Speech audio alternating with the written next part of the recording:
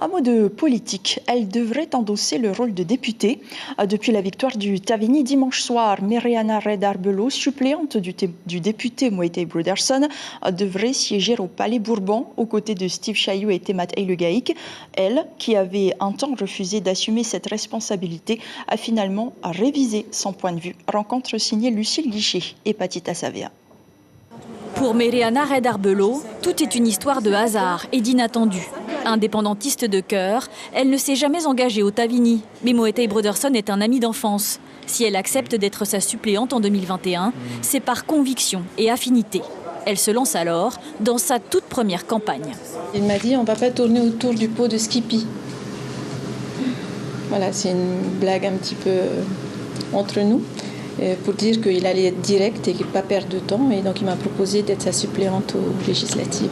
Ingénieure de formation, Meriana Red-Arbelo est passionnée par son métier d'aiguilleuse du ciel. Et les premiers temps, elle ne veut pas y renoncer. Aujourd'hui, sa décision est prise et elle organise sa mise à disposition avec sa hiérarchie. Ça va. Ça a fait un vide. Je connais moi Meriana depuis le début de sa carrière en région parisienne. C'était il y a plus de 30 ans. J'aime beaucoup ce que je fais. Donc pour moi, c'était un petit peu compliqué de laisser ce côté de ma vie.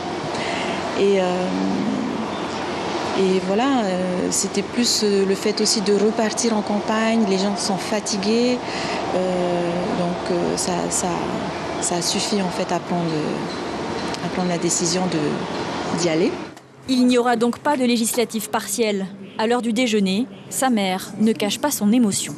Je suis bien sûr très fière d'elle et surtout que je sais en plus qu'elle sera compétente.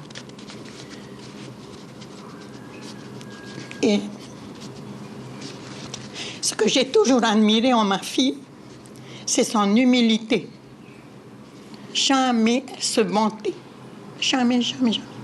Meriana Red-Arbelo continuera de porter les dossiers entamés, le fait nucléaire, la citoyenneté polynésienne et l'inéligibilité à vie des élus condamnés. Dans mon métier, on appelle ça une clairance à un avion, mais c'est comme un ordre et il exécute. Alors j'ai un petit peu ce travers, c'est que j'aime bien que les choses soient immédiates et efficaces.